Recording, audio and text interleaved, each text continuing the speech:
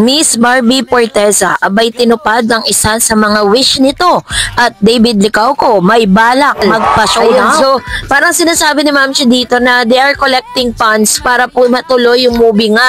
Pero I don't think kasi, ang alam ko po kasi bago ilabas ang isang movie, talagang ano na yan, funded na yan, no? So, this time, ito na, pinag-uusapan po kasi ngayon ng isa sa mga wish ni Miss Barbie Forteza, no? Kasi super fan talaga siya ni Taylor Swift.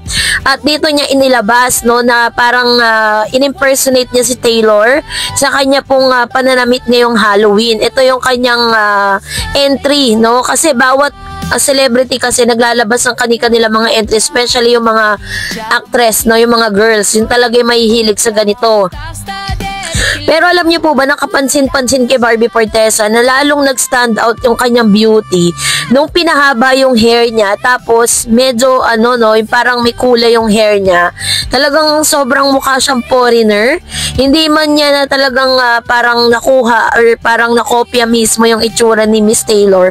Pero dun po sa kanyang sariling version is Barbie talaga yung itsura niya. The reason why ang daming nag-react. Although, syempre, hindi naman natin may iwasan na parang maraming magkokomento dyan na hindi bagay sa'yo, ganyan-ganyan, diba? Pero it doesn't matter, no? Kung ito po yung makakapagpasaya kay Miss Barbie Forteza, why not? At lahat naman po ng mga artista at lahat naman po ay may karapatang gawin kung ano yung makakapagpasaya sa kanila. So, yun po yung ilan sa mga photos sa Instagram stories, Instagram account ni Miss Barbie Forteza na inilabas niya doon po sa kanyang IG stories at IG posts na umani lang naman ng napakaraming likes at napakaraming comments, lalo-lalo na yung mga nagmamahal kay Barbie Forteza. So, kaya naman talagang inaabangan din natin, may entry kaya ang Pambansang Ginoo ngayong Halloween, ano? Pero sa tingin ko kasi sa personality kasi ni Mr. David Licauco, parang never ko pa po siyang nakitang gumawa ng ganitong act during the Halloween, diba? Parang mas gusto niya pa rin talaga na mag-basketball na lang. Yun talaga yung gusto niya, no? So, syempre, mas magiging happy tayo kung silang dalawa mismo ay gaganap, diba? Like, for example, si Miss Barbie Forteza si Tinkerbell, tapos si Mr. David naman yung si Peter Pan, diba? Pwedeng ganun. So, anyways, eto na, pag-usapan natin to kasi si David Licauco ay laman na naman po ng balita kung saan bet niya daw di umanong maka-showdown si Donnie Pangilinan.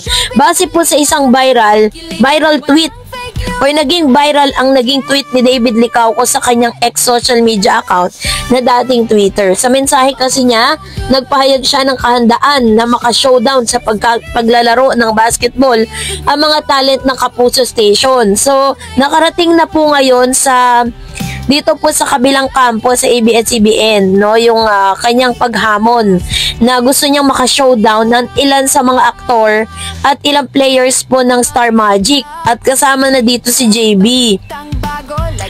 Hirit ng ilan, posible raw namang mangyari ang wini-wish niya, lalo pat nauuso naman ang collaboration among networks. At alam ko po na lahat po yan is nakarating na po doon sa kabilang kampo.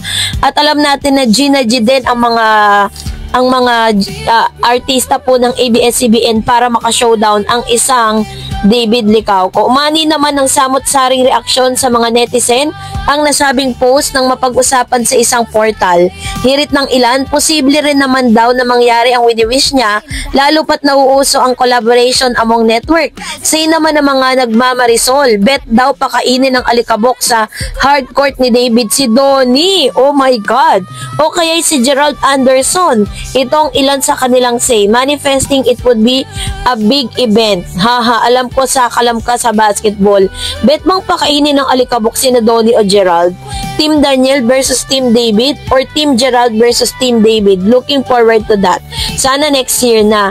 Naghamon talaga. Ha. Sana matuloy, Ginoo. Yes, please. Gerald o Donnie as a team captain for Kapamilya versus David as a team captain for Kapuso. Pag nangyari yan, siguro ang daming manonood at mag-cheer. Bakit hindi na lang sa actingan idaan ng labanan?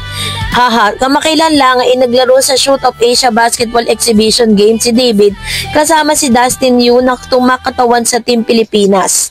Naka-square off nila ang ilan sa kilalang K-pop idols at isa rin dito si Chinito, actor na tinanghal na standout player sa naturang event. So mainit na mainit ngayon si Mr. David Licauco, no? Talagang naghahamon pa siya. At talagang alam niyo po bang pinost niya po yan sa kanya pong personal account sa Twitter na tila baga gusto niya talaga maka-showdown ng ilan sa mga aktor.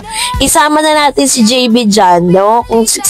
Kung nanaisin ni JB na maka-showdown si David Licauco, sino kaya ang magwawagi sa hardcourt? And that's it for today. For more videos and updates,